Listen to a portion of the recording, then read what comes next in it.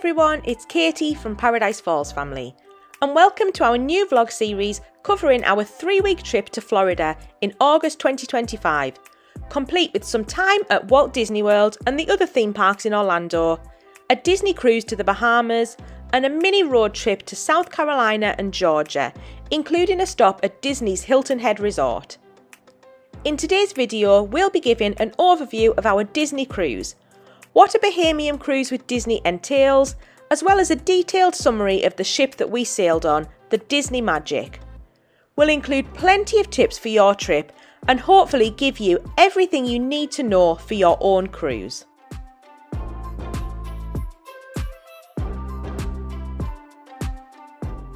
Before we get started, if you're new to the channel, we're a family of 4 who love to travel the world together, and we create informative family travel vlogs. We cover the places we've visited and talk about our own experiences with the aim of helping you make the most of your family trip. We've covered loads of places already on our channel, from Europe to North America to Asia, so make sure to subscribe to our channel and check out some of our other videos. You can also find us on Instagram, TikTok, and we also have a website, www.adventuresxparadise.com, with our friends Adventures by Nap, which we're still adding to, but will eventually cover details of all of our trips, as well as guides to things like cruising, Walt Disney World, and other popular family destinations. So make sure to check all of that out when planning your trip, or if you're just looking for inspiration.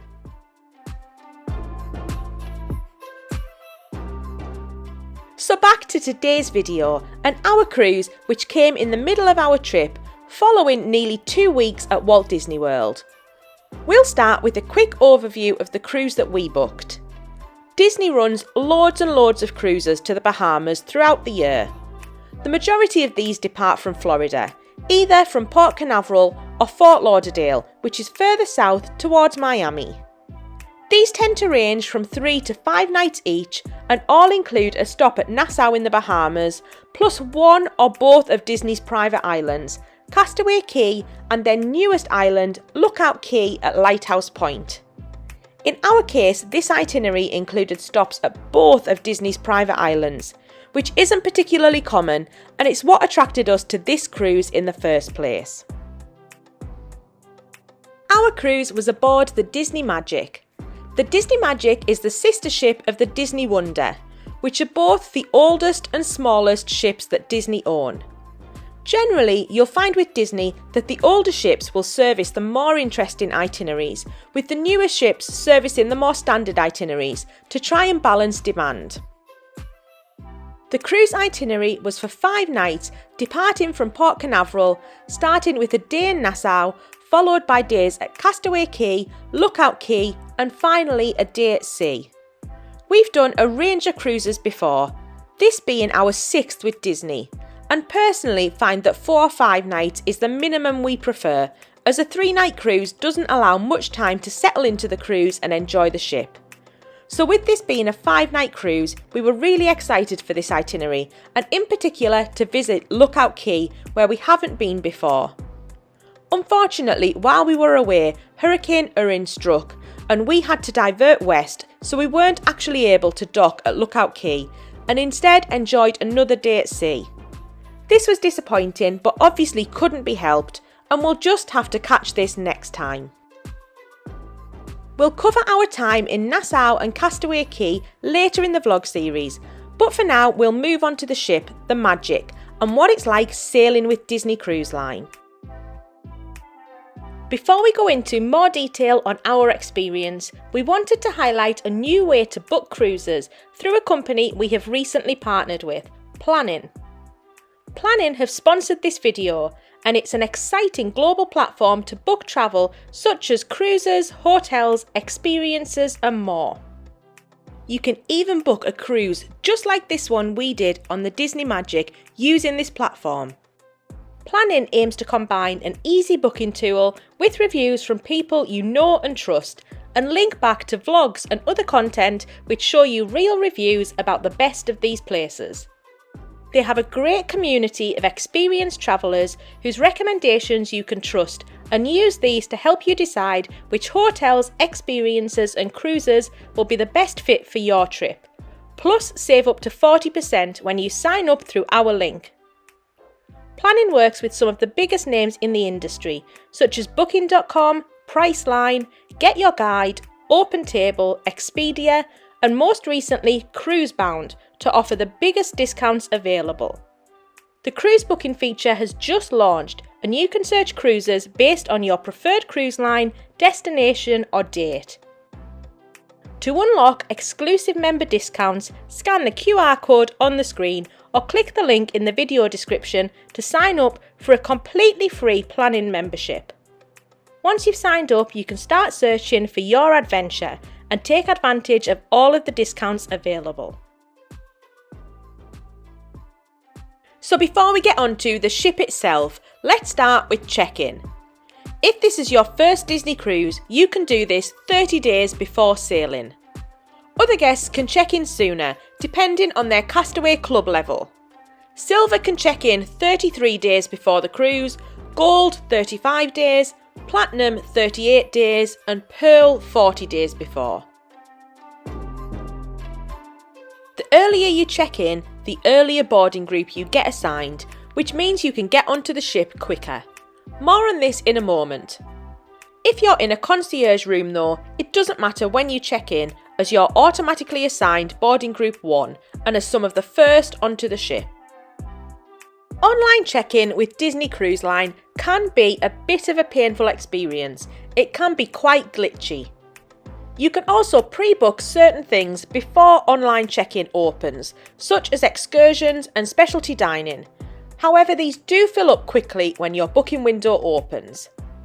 If you've never sailed before, this can be done 75 days before the cruise, and this goes up incrementally depending on your Castaway Club status again, with Pearl members being able to book 123 days prior to sailing. If you don't manage to get everything you wanted, we found that going to guest services or the dining reservations team as soon as you board the ship can really help in case there is any last minute availability.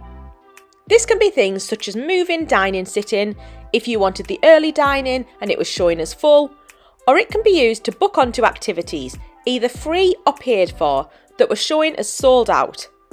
This can be used for things like mixology classes, princess greetings or Paolo reservations, which our friends managed to book on as soon as they boarded the cruise on this occasion.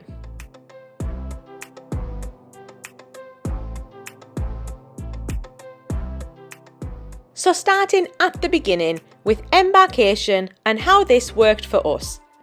If you arrange your transfers directly with Disney, you automatically get assigned an earlier boarding group that I mentioned previously.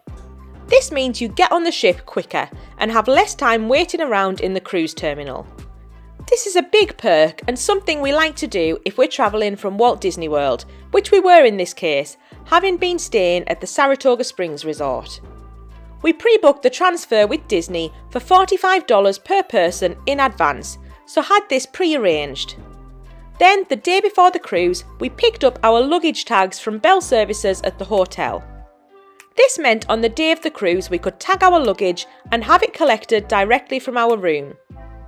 Being from the UK, sometimes the pre-printed tags don't arrive in time, but it's not an issue. The next time we saw it was on the cruise ship. It was so easy and hassle-free. Be warned though, they do pick up luggage quite early, in our case 7 AM, and make sure to keep a few carry-on bags too, including swimwear, just in case you want anything before your bags arrive at your stateroom.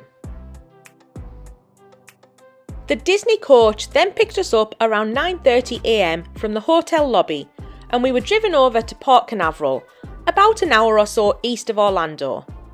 We were able to get straight through security at Disney's cruise terminal and then only had a short wait before boarding the cruise, being in one of the first few boarding groups. Thank you.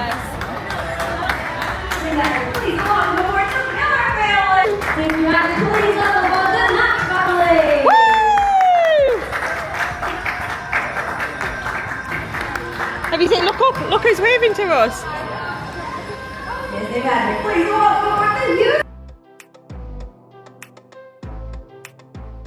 Safely aboard, we were then free to enjoy the ship. As I mentioned, we normally take a day bag with us on board, with everything we might need before our luggage arrives, including swimwear to enjoy the pools before they get busy. The pool was actually initially closed on this occasion due to the weather, but we always make sure we have it available if we need it. Rooms are generally available from around 1:30 p.m, with room keys left on your door in a sealed envelope. Your luggage is left outside of your room for you to bring in when you arrive. Sometimes this can take a little longer, but we've never had any issues and it's always turned up. Something else to briefly mention for embarkation is the muster drill. This is just a mandatory safety drill everyone has to participate in once on board. Instructions are given on the Disney Cruise Line app and on your Stateroom TVs, but our meeting place was out on deck 4. It only takes around 20 minutes, so it's pretty painless, but make sure to go along on time. Following this, we then always immediately head up to the top decks for the Sailor Wave show, a staple of Disney cruises and a really fun way to start your cruise with a bang.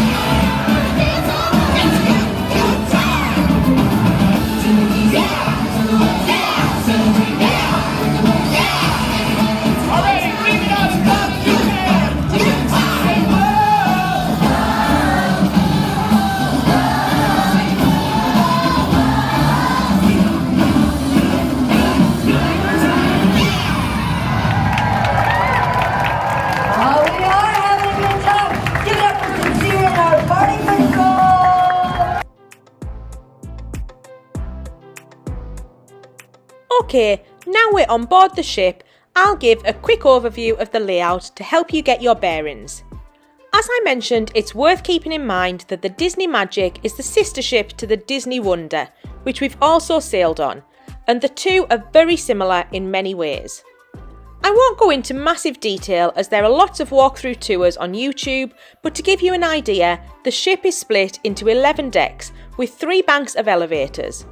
Decks 6 to 8, along with Deck 2, are predominantly staterooms, and then you've got the health centre on Deck 1, and just the Vibe on Deck 11, which is the area for kids between 14 to 17. So overall, that means you'll be spending most of your time on Decks 3 to 5, including the main atrium, which is the hub of the ship, and Decks 9 to 10. 3 to 5 are your indoor dining and entertainment options, and 9 to 10 are some of the top outdoor decks, as well as some more dining options. I'll go into more detail on each of the key aspects of the cruise now.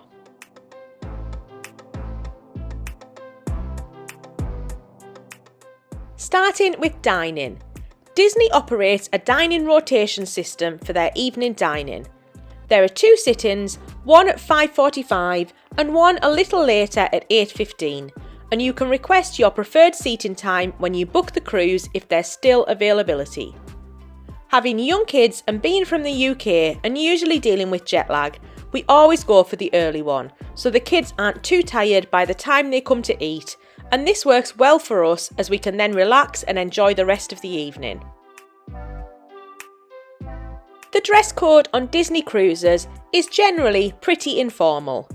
Some people dress up more than others, and occasionally on longer cruises there will be a formal night. However, this is lower key than other more formal cruise lines, and generally you're fine in pretty casual attire if this is what you're more comfortable in. In terms of seating arrangements, you can request your own private table, and if you're a family of 4, it's unlikely you'll be seated with another group, and this has never happened to us, but we have heard of instances where it has. If this isn't for you, you can stop by guest services to get this changed though. There are 3 dining rooms and experiences to enjoy on board, and you rotate through these according to your assigned schedule. Your dining schedule can be found in your app when you board the ship, so you know where you are each night, along with your table number. For us, being on a 5-night cruise, this meant we dined at 2 of the restaurants twice and then the 3rd restaurant just once. Your servers will stay with you the whole cruise, meaning you really get to know them and them you. So they know your preferences and any allergy information, which was really handy for our group. If you do have an allergy, your server will be able to advise on appropriate dishes, and you can pre-order from the next evening's menu to save time if you want. The 3 restaurants on the Magic are Lumiere's, Rapunzel's Royal Table and Animator's Palette. These are all located on decks 3 and 4, and each have a different menu each night. On a Bahamian cruise, there is also a pirate-themed night and menu, which I'll talk more about later. And then on Embarkation Day, each restaurant served a similar menu. Otherwise, the menu will vary depending on the restaurant. The food on board is fantastic, and it's all included in the price of the cruise. You can even order multiple dishes if you want, for example, several starters, mains or desserts, if more than one takes your fancy. The only upcharge is for alcohol, but you can always get a cocktail of the day for around $7, which is really decent value. Lumiere's has a subtle Beauty and the Beast theme, offering a more relaxed, quiet dining experience compared to the other themed restaurants on the ship. The decor includes subtle references to the film, but it's more of a standard dining experience. While this is really lovely, it's probably fair to say it's the least exciting of the 3. Animator's Palette, which is common across most of the Disney ships, celebrates Disney animation, evolving from black and white to full colour through a live dinner show. There are several different variations of Animator's Palette, including where you get to draw your own characters that come to life on the screens around the room, or where Crush the Turtle joins you on the screen to interact. For us on this cruise, Saucer and Mickey Mouse appeared during the meal.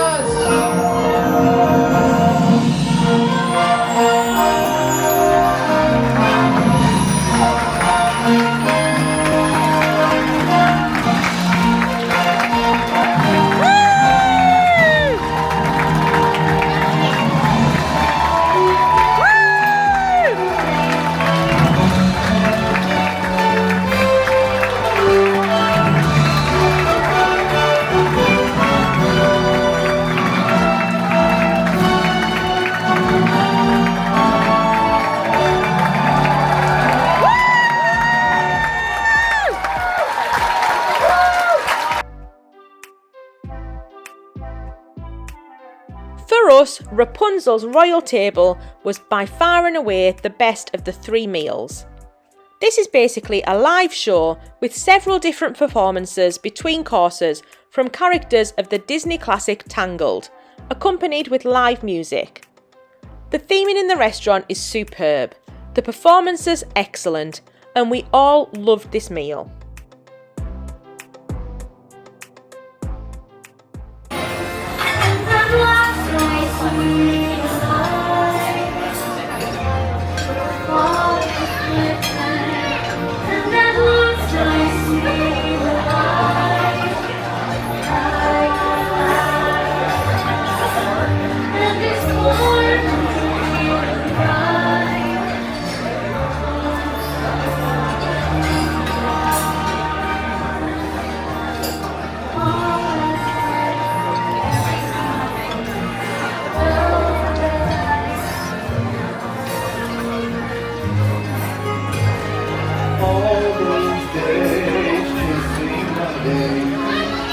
All those years living in a room, all that time.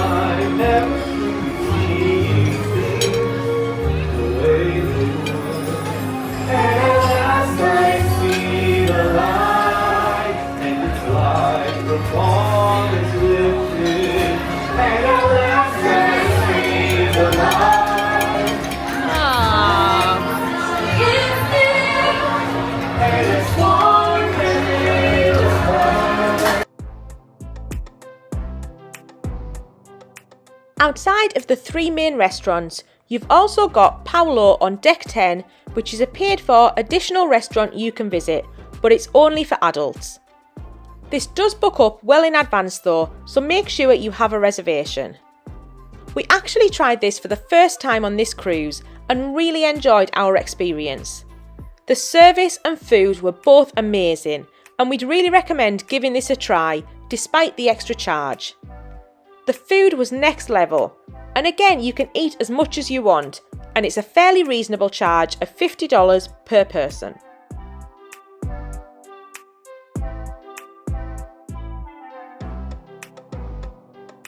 In terms of quick service and for food during the day, your main option is Cabanas on deck 9.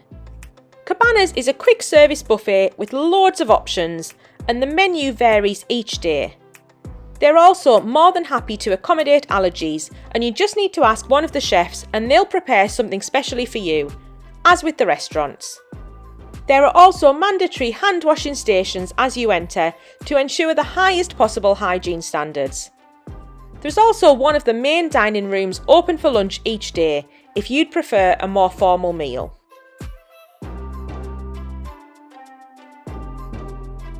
Cabanas is the main option for breakfast too, which means it can get busy, although this is usually pretty well managed. Another option to get around this is to eat in one of the main 3 dining rooms for a more formal setting, or even to try room service, which again is free, although make sure to tip the cast member. You can easily order this for breakfast by marking up your choices on the hanger found in your stateroom and leaving this on your door the night before.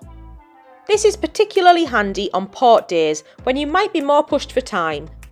We've done this many times and would really recommend it if you don't fancy heading out, or even if you just fancy some milk and cookies before bed on an evening. We generally found lunchtimes in Cabanas to be a little bit quieter than breakfast, as there are a few more options around the pool on deck 9 open at this time. This includes Pinocchio's Pizzeria, Duck Inn Diner, Daisy's Delights, and Ice Cream for free ice cream.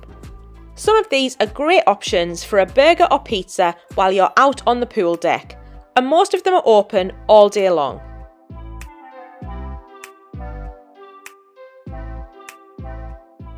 Moving on to the swimming pools, there's one main pool on deck 9 located in front of the funnel vision, the massive screen showing Disney movies on loop. This is a great spot to chill out while watching a movie, although it can get really busy and crammed on hot days, so we tend to only use it for a quick dip to cool off. Nevertheless, the kids always really enjoy it. A quick tip on warm weather cruises is to take in a night swim.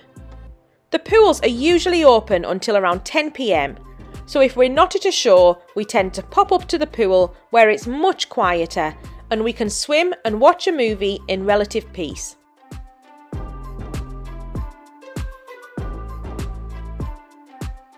There are also a couple of hot tubs next to the pool, which are nice spots on an evening, a splash area called the Aqua Lab, and another smaller pool further down the deck, and then an adults only pool, the Quiet Cove pool, further down the ship if you want somewhere quieter. In terms of slides, you've got the main slide called the Twist and Spout, or the Yellow Slide as we call it. It's a pretty standard water slide that's fairly tame. Then there's the Aqua Dunk, which is a little bit more intense, being a drop slide that gives you much more of a thrill. Then finally there's a mini splash area for toddlers just off the main pool area.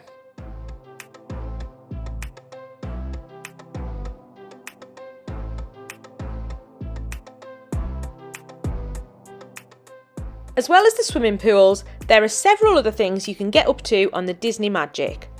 Although this is perhaps where the ship is lacking a little when compared to some of the newer, bigger ships that might have a lot more going on. The main area here is the Wide World of Sports deck on deck 10. This includes basketball hoops, and you can kick a ball around or play table tennis, etc. Our kids usually love spending a bit of time up here, but it can be windy at times.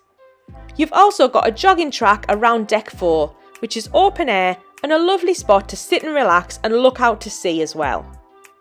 There are also shuffleboard courts on deck 4 too, which is something of a tradition for our family now. Then finally you have the Senses Spa, which is adults only. We've never tried this as we've never found the time, but it looks incredible if you fancy some spa time. This can be found on deck 9.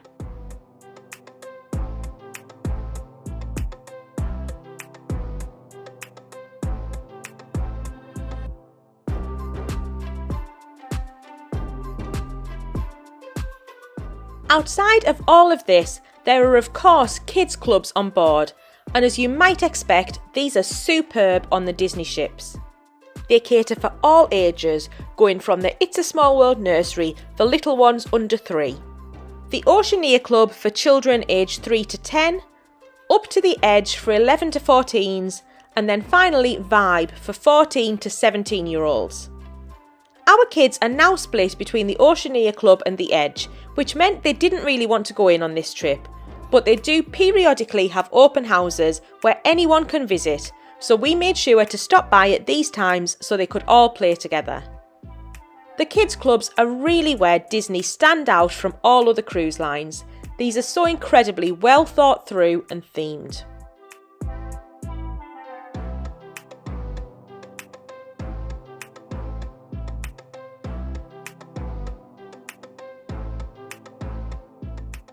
It's worth noting that they don't provide food in the clubs, so keep this in mind for pick-up and drop-off times. Otherwise, the hours are really flexible, with it being open from around 9 AM up to around midnight. Kids are free to play whatever they want, but there are loads of scheduled activities, character meet and greets and games throughout the day, so make sure to check the app for details of these. To access the club, you need to pre-register, although you can do this once on board, and then you can drop them off and pick them up at the entrance. Or for the older clubs, kids can come and go as they please. The nursery has an extra charge and requires reservations, while the other clubs are all free and included within your cruise fare.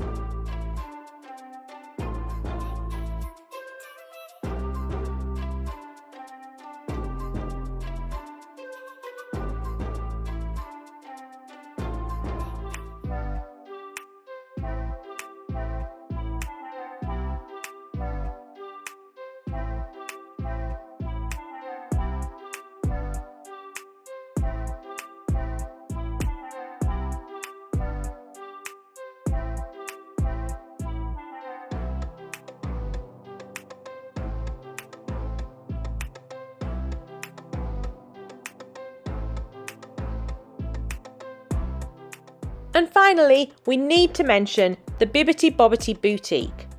This is a classic Disney experience for young kids to enjoy a makeover to a princess or even a pirate.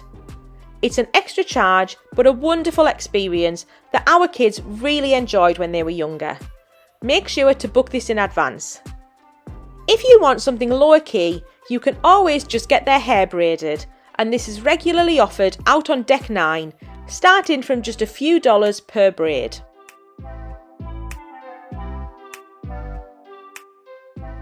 So far, I've talked about the swimming pools and different activities you can enjoy. But if you just want to relax and be entertained, this is where Disney really comes into its own. There are loads of bars and lounges around the ship which host events, performances and sessions throughout the day, the schedule for which can all be found in your Disney Cruise Line app.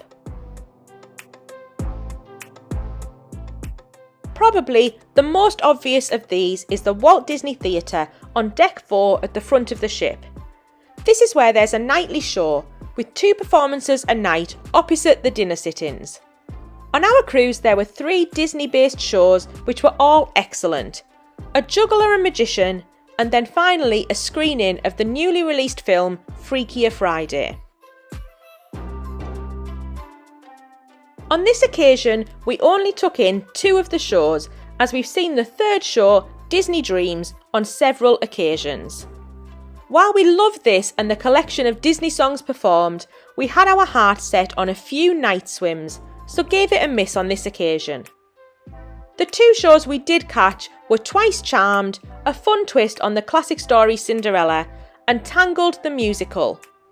Both were really fun, but we thought were probably slightly aimed at a younger audience, and the kids absolutely loved them. So we had 2 nights at a show, 2 nights swimming, and our remaining night was spent enjoying Pirate Night, which I'll come on to in a moment.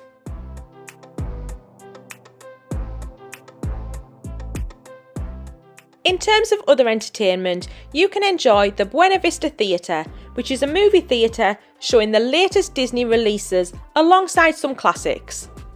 For us, the headline showings were Fantastic Four and Freakier Friday, which were both free to watch just a few weeks after their releases.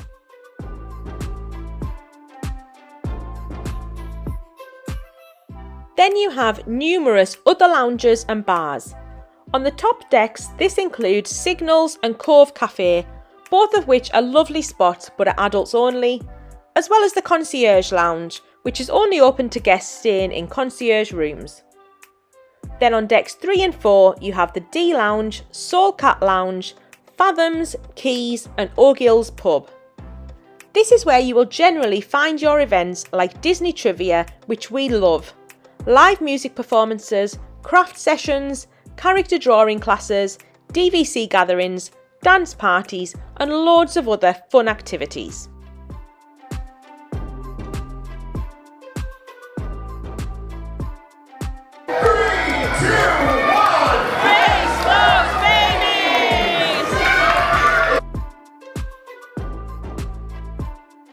One special mention as well for Jack Jack's Diaper Dash, which is an event held once a cruise in the main lobby where they literally race crawling babies.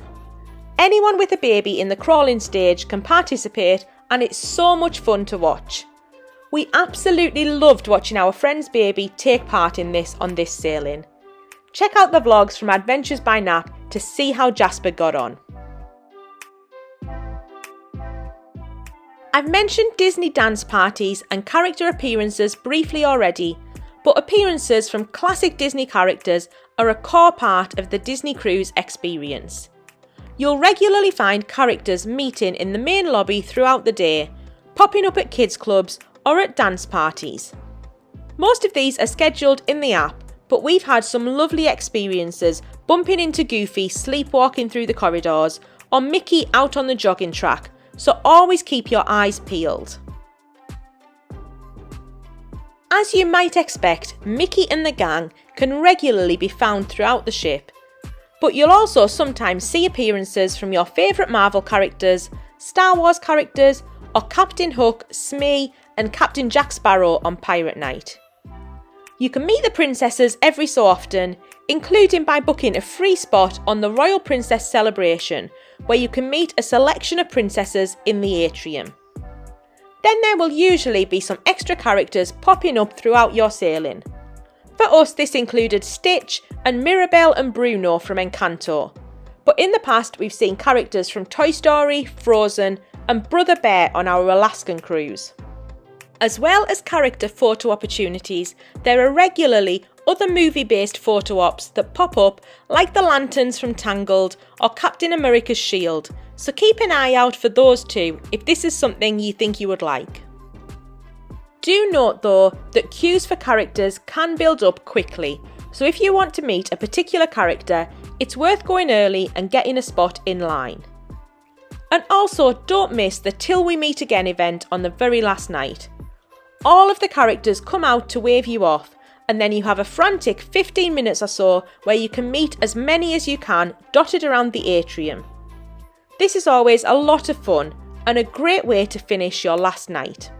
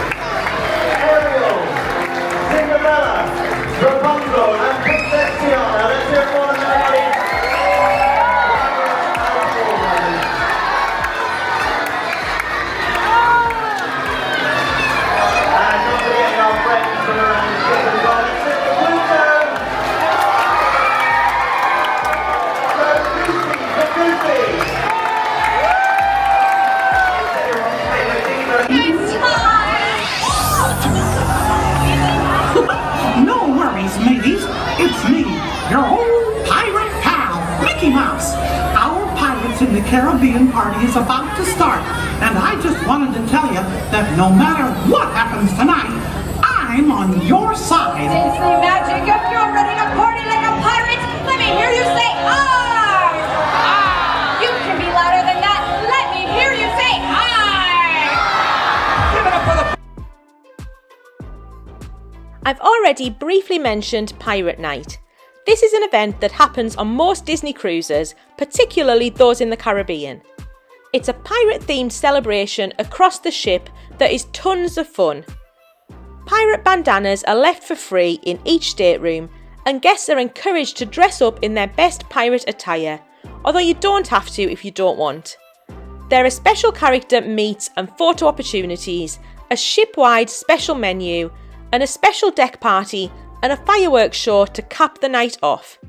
In fact, Disney are the only cruise line to offer fireworks at sea, and it's a brilliant evening not to be missed. We all had a fantastic time, and it was one of the best nights of the cruise.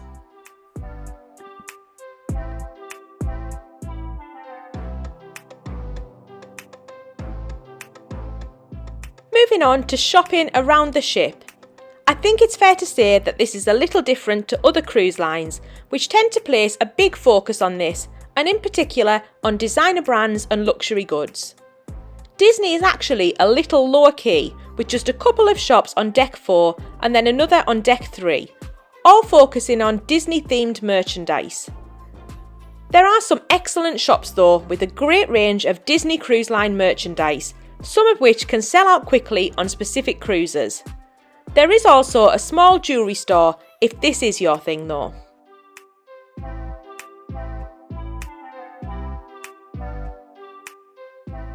Not the most exciting, but covering off some of the more practical locations around the ship. You'll find the health centre on deck 1. This can come in handy if you do get seasick, as they give out free anti-sickness tablets, and on rougher nights these are freely available at the door. The rest of the locations are found in and around the main atrium and include guest services, the DVC desk, port adventures and shutters for all of your photos. all of these usually come in handy at some point during the cruise.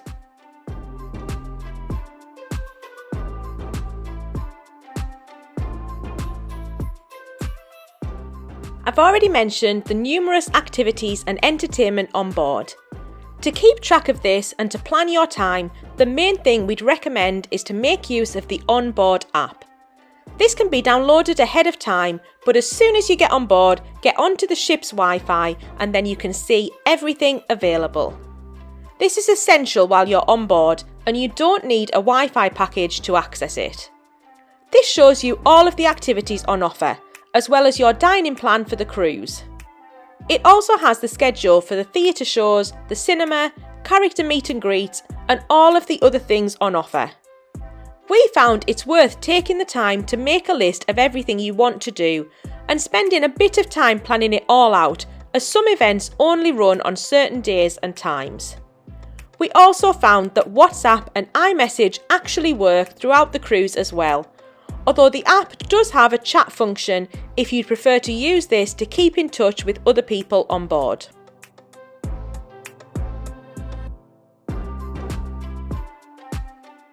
We had a hastily arranged extra day at sea because of weather conditions, and this screen recording shows all that was planned at the very last minute to make our day on board enjoyable. The entertainment director and team on these cruise ships are unbelievable. They really make the cruise. This video is just an example of everything you can do in just one day. There's so much to do on these Disney cruise ships, you will never get bored.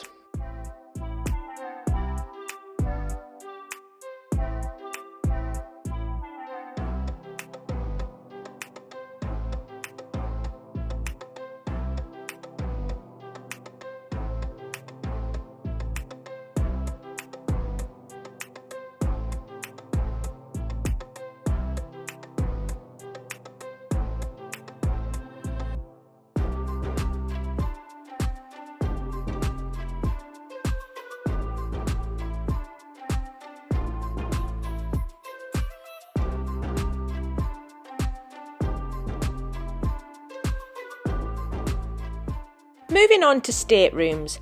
Disney generally break their staterooms down into 4 categories: inside, ocean view, veranda and concierge, with different price points in each category depending on location and size of room, etc. We're generally always happy with an inside room, as we had on this cruise, but of course it's nicer to have a window or veranda if we can. If the price seems reasonable, we'll sometimes upgrade a little bit. Generally though, we don't spend that much time in the room, so it's not really an issue what room type we have. So we have one of the sideways inside cabins. It's a little bit different to normal. I think I quite like it actually.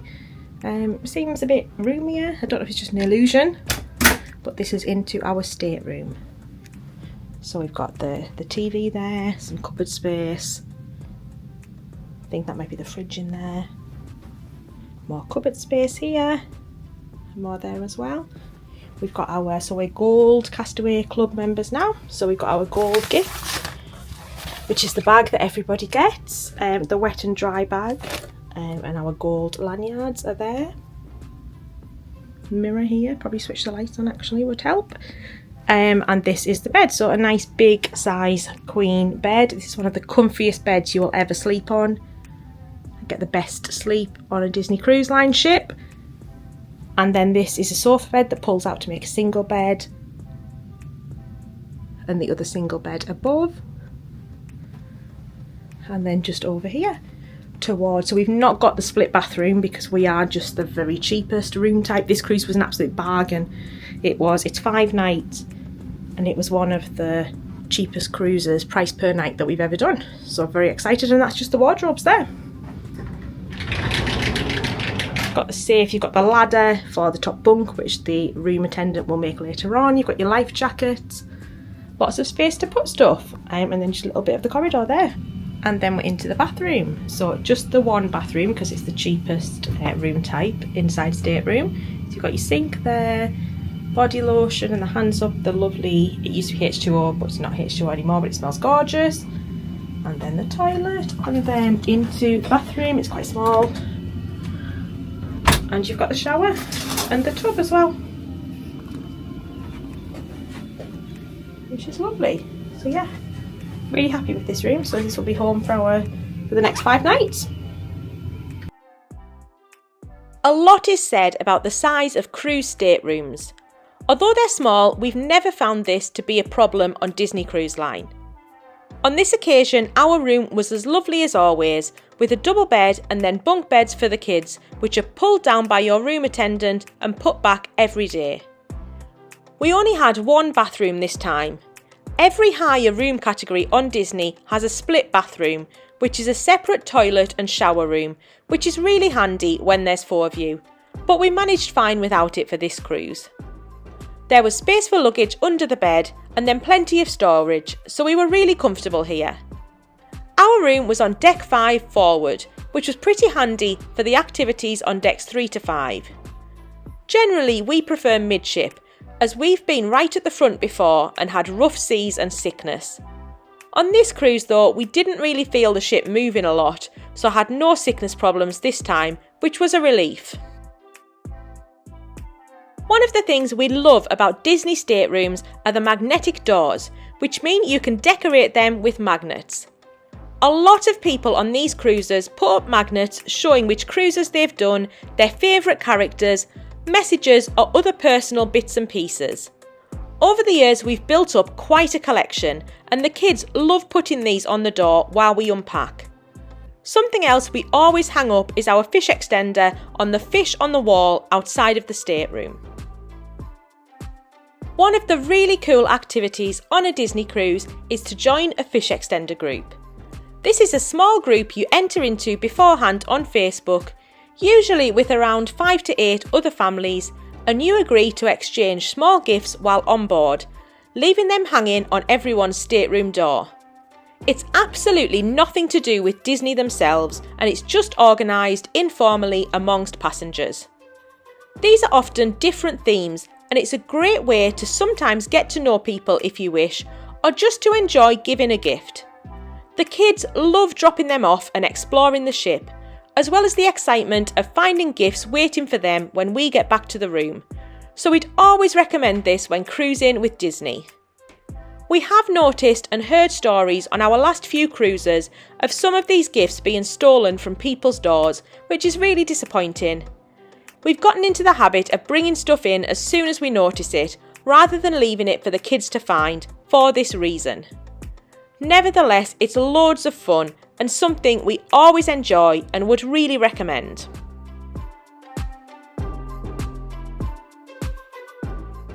Next up is Placeholders. This is something we now always do, and it's basically a discount you can lock in for your next Disney cruise. By paying $250 upfront, you can lock in a 10% discount off your next Disney cruise, subject to a few exclusions. It's fully refundable and lasts for 2 years, so for us it's a no-brainer as we're nearly always planning a future cruise. The $250 you paid then gets deducted from the price of your discounted cruise. You can easily do this on board in your app, but if you want to do it in pounds rather than dollars, then go to guest services who can get this arranged for you. Make sure to do it before you disembark though, or you'll have missed your chance.